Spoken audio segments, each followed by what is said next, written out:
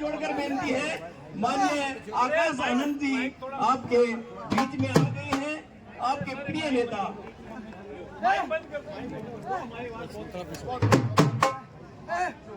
गजेंद्र, आज कहाँ से पियेंगे?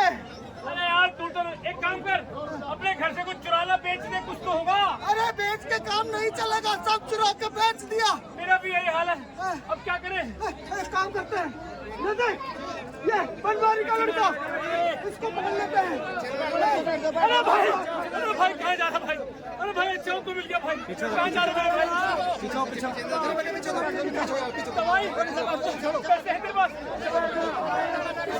निकाल के पीछे हो बेटा। अरे दवाई छोड़, हमें नशे की जरूरत है, नशा दे। अरे ये छोड़, अरे दे दे। अरे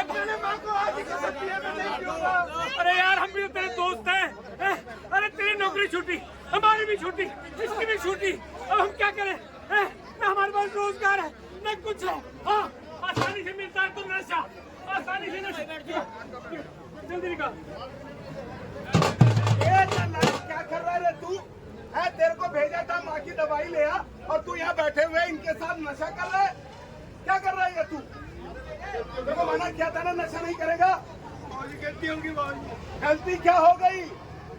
ये इसकी गलती नहीं है, ये हम जो अभिभावक हैं, जो बाप है, उनकी गलती है।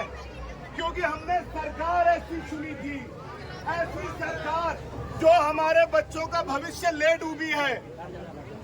ये बचपन से सपना था फौजी बनेगा, मेहनत करी, फौज में गया, हुआ क्या? 4 साल, सिर्फ 4 साल में अग्निवीर स्कीम ले आए। 4 साल के अंदर इसे नौकरी से निकाल बाहर कर दिया। जीवन में हो गई फ्रस्ट्रेशन, काम नहीं, धंधा नहीं, पैसा नहीं, खर्चा कैसे करे? और मैं किसान क्या करूं? अपने हक की लड़ाई लड़ता हूं, आधा समय बॉर्डर पे बीत जाता है, और जो सरकार है कुछ सुनती नहीं है, कुछ नहीं सुनती, उसे कोई फर्क नहीं पड़ता। क्योंकि ये सरकार अगर सुन लेगी तो भैया हम जो पिछड़े हैं, गरीब हैं, उनका भला हो जाएगा। क्योंकि ये बाबा साहब के सिद्धांतों को मानते ही नहीं है, ये उनके सिद्धांतों का मजाक उड़ाते हैं। ये ऐसे दिखाते हैं संविधान, ऐसे कहते हैं हम संविधान के साथ चलेंगे। कभी देखा बाबा साहब को ऐसे दिखाते हुए संविधान?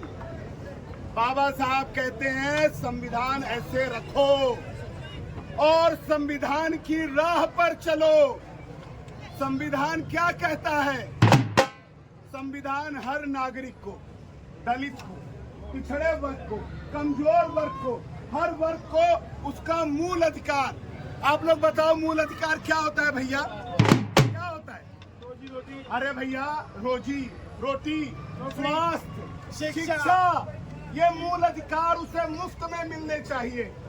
लेकिन अगर ये बाबा साहब के सिद्धांतों पे चल गए, इन्हें मुफ्त में रोजगार, शिक्षा इन्हें देनी पड़ गई, स्वास्थ्य देना पड़ गया, तो इनका अपना घर, इनके अपने जीजाओं का घर, इनके सेठों का घर, जिनके बदौलत ये चल रहे हैं, वो कैसे भरेंगे? ये हमारा हक मारते हैं, हमारे नौजवान भटक गए हैं। मायावती जी, बहन मायावती जी, जिन्हें लोग प्यार से बहन मायावती जी कहते हैं, आज भी कहते हैं। यूपी में जाके देख लेना, 4 बार सरकार आई इनकी, कितना बढ़िया काम किया। शिक्षा सबको मिले, चाहे लड़का हो या लड़की, सबको शिक्षा दी उन्होंने। हर किसी को शिक्षा मिलनी चाहिए थी, उन्होंने इसका सपना पूरा किया। और शिक्षा ही नहीं, बच्चियों के लिए वजीफों की स्कीम लाई, ताकि बच्चियां, हमारी बच्चियां जो है वो पढ़ सके। और इन्होंने क्या किया? इन्होंने तो हमारे सरकारी स्कूल बंद कर दिए। 5000 से ज्यादा सरकारी स्कूल बंद कर दिए हरियाणा के अंदर। पता है आप लोगों को? फिर वो गलती मत करना, अगर पता है तो पिछली बार कर चुकी हो, इस बार नहीं करनी है। इस बार अपने बच्चों को, ये जो नशे में डूबते जा रहे हैं, भाई काम धंधा नहीं तो बच्चा करेगा क्या? नशेबाजी करेगा, चोरी करेगा, चकारी करेगा? नहीं, हमें अपने बच्चों का भविष्य बचाना है, उन्हें सुधारना है। तो ही काम करना है। क्या करना है?